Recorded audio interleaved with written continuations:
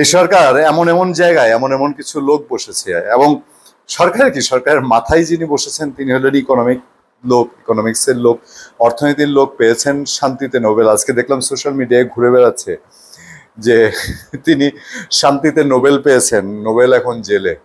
Nobel জেলে বলতে শিল্পী নোবেল জেলে, আর শান্তি টিকটক করে বেড়ান। শান্তি নামে জনপ্রিয় একজন টিকটকার আছে।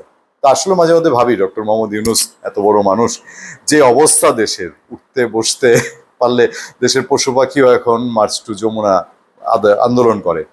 তো সেই সরকারের সময়ে তিনি আছেন, ডক্টর ইউনূস শান্তিতে নোবেল জয়ী, সব ঠিক, অর্থনীতিবিদ, বিশ্বসেরা অর্থনীতিবিদ, সারা বিশ্বের সম্মানীয় লোক। কিন্তু একটা সরকারের প্রধান হতে হিসেবে পলিটিশিয়ান হতে হয়। পলিটিক্সে তিনি ডাব্বা মেরেছিলেন আজকে থেকে 15 বছর আগে 111 গভর্নমেন্টের সময়। পার্টি করতে গিয়ে তিনি একেবারে ইস্তফা দিয়েছিলেন যে রাজনীতি তাকে দেওয়া হবে না। তিনি এখন আবার বাংলাদেশের চিফ। তো তারপরে যারা আছেন, উপদেষ্টা পরিষদ যখন গঠন হলো, কেউ কচিকাচার মেলা বললো, ওই যে বাচ্চা কাচ্চা 3 জনকে নিল, কেউ বললো এটা এনজিও উপদেষ্টা পরিষদ। এখন এসে সবাই বলতেছে যে এই উপদেষ্টা পরিষদে বহু ঘাপলা আছে, কাজের কাজ নাই। ওই যে দেখলাম নুরুল হক নূরের দলের সাধারণ সম্পাদক রাশেদ খানও বললো যে এটার রিসাফল দরকার। বহুজন কথা বলছে। এরপরে যান তৃতীয় স্তরে, চতুর্থ স্তরে। আর ডিএনসিসিতে কি সব বসানো হয়েছে আমি জানি না। বাংলাদেশ সেনাবাহিনীকে তারা কি মনে করে?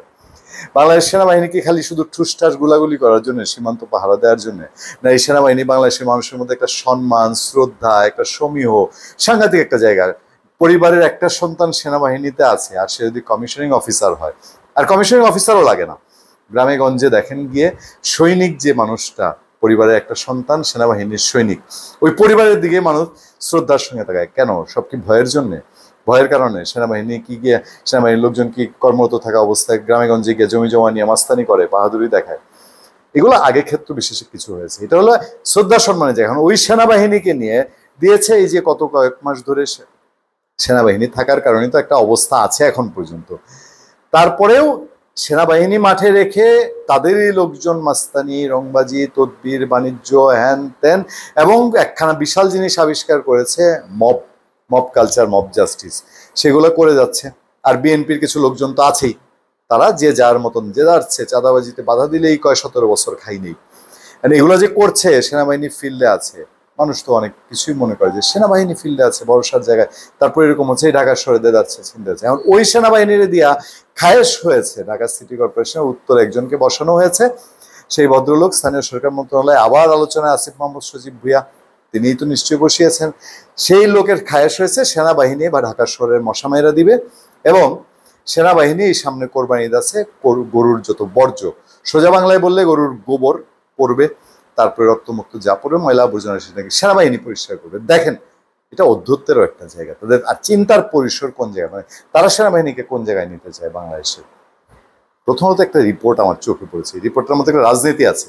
রাজনীতিটা হলো এই যে কর্মটা করেছে ডিএনসিসির প্রশাসক এজাজ, এই এজাজের কর্মটা প্রথম আলো ওইভাবে ফলো করে ছাপায় নেই। কিন্তু আজ একটা রিপোর্ট ছাপিয়েছে সেনাবাহিনীর বিবৃতির পর ডিএনসিসির প্রশাসন এজাজ বললেন ভুল বুঝাবুঝি। সেনাবাহিনী বিবৃতি দিয়েছে, দেখেন, প্রেস্টিজিয়াস, নিঃসন্দেহে প্রেস্টিজিয়াস। খবরটা কি? আসন্ন ঈদুল আজহার কোরবানির পশুর বর্জ্য ব্যবস্থাপনা বা এডিস মশা নিয়ন্ত্রণে সেনাবাহিনী যুক্ত করা নিয়ে ঢাকা সিটি কর্পোরেশনের ডিএনসিসির প্রশাসক মোহাম্মদ এজাজের বক্তব্য প্রসঙ্গে দুঃখিত, নিজের অবস্থান স্পষ্ট করেছে সেনাবাহিনী। মঙ্গলবার বিকেলে সেনাবাহিনীর ফেসবুক পেজে এক সংবাদ বিজ্ঞপ্তিতে বলা হয়, এ ধরনের কোনো কার্যক্রমের সঙ্গে সম্পৃক্ত হওয়ার পরিকল্পনা তাদের নেই, এখন তো নেই, ভবিষ্যতেও নেই। সেনাবাহিনী একদম সাফ জানিয়ে দিয়েছে। সেনাবাহিনীর ওই সংবাদ বিজ্ঞপ্তির পর এ বিষয়ে জানতে চাইলে ঢাকা উত্তর সিটি প্রশাসক এজাজ মোহাম্মদ মুঠোফোনে তিনি প্রথম আলোকে বলছেন, এটা ভুল বোঝাবুঝি ছাড়া আর কিছুই না। সেনাবাহিনীর বিভিন্ন সহায়ক প্রতিষ্ঠানের কাছ থেকে কর্পোরেশন সহায়তা নিচ্ছে, সেটাই বলা হয়েছে। দেখেন দেখি কথা কেমনে ঘুরায়। প্যাচটা কোথায় লেগেছে জানেন? ধরাটা কোথায় খেয়েছে? এই সিটি কর্পোরেশনের জনসংযোগ বিভাগ, এই ডিএনসিসির ঢাকা উত্তরেরই জনসংযোগ বিভাগ প্রেস রিলিজ পাঠিয়ে বলছে, না এজাজ সাহেব এরকম কিছু বলে নাই। সাপ মিথ্যা কথা, একদম ডাহা মিথ্যা কথা, ডাহা অস্বীকার যে এজাজ সাহেব এরকম কিছু বলে নাই। কি একটা মগের মূল্যক পেয়েছে না আমাদেরকে। তো এই মগের মূল্যকের দেশে খবর আরো যদি লেজ লাগানো হয়। কিন্তু 19 মে দেশের একটি টেলিভিশন চ্যানেলে প্রচারিত অনুষ্ঠানে প্রশাসক এজাজের বক্তব্য ছিল এরকম, বজ্র ব্যবস্থাপনায় আমরা সেনাবাহিনীকে এবার কাজে লাগাবো। বাপরে বাপ, সেনাবাহিনীর কাজে লাগাবেন? যে খলিলুর রহমান নিরাপত্তা উপদেষ্টা বসানো হয়েছে না, মানুষ তো কত কিছু বলতেছে, এবং এই নিয়ে কত তুলকালাম কাণ্ড না। বাংলাদেশের সেনাবাহিনী একটা প্রশিক্ষিত সুশিক্ষিত একটা বাহিনী, সেখানে হঠাৎ করে বিদেশ থেকে এক লোক এসে বাংলাদেশের নিরাপত্তা উপদেষ্টা, লাগাইতে হবে সিলটা। কারণ বিভিন্ন জায়গায় গেলে যদি বলে যে আপনি কে ভাই, আপনার পরিচয় কি, তখন বলতে হয় আমি প্রধান উপদেষ্টার রোহিঙ্গা বিষয়ক হাইলি রিপ্রেজেন্টেটিভ। এই কথা বললে তো অনেকের দাঁত পড়ে দেবে, এটা কি? তো যাদের রোহিঙ্গা নিয়ে কাজকর্ম নাই তারা বলবে তো ঠিক আছে, আমার সাথে তো রোহিঙ্গা নিয়ে কোনো আলাপ নাই, রোহিঙ্গা নিয়ে যাদের সাথে আলাপ তাদের সাথে করে না, ওইটা জায়েজ করতে হবে না। জায়েজ করার জন্য তারে আইসা করলো কি, নিরাপত্তা উপদেষ্টা বানায় দিল। তো এইরকম ওনারা কি সবাইরই কি এরকম নিরাপদ, নিজেদেরকে নিয়ে তারা ডিএনসিসি আজাদ সাহেব নিজেকে নিরাপত্তা সংশ্লিষ্ট কেউ মনে করে নাকি? তিনি ডিক্লেয়ার করে দিয়েছিলেন যে সেনাবাহিনীর তিনি কাজে লাগাবেন। This is the first time they will be deploy, this is the first time they will be deploy, মানে সেনাবাহিনী ডিপ্লয় করা হবে মশামারা এবং গরুর বর্জ্য ব্যবস্থাপনায়। আর কই যাবেন বলেন, আর কিছু বলার বাকি থাকে? ধন্যবাদ সবাই, ভালো থাকবেন, সুস্থ থাকবেন। সত্য করোনা এবং সহনশীলতার সাথে আপনার সাথে আমি আতিক রহমান, পূর্ণিয়া।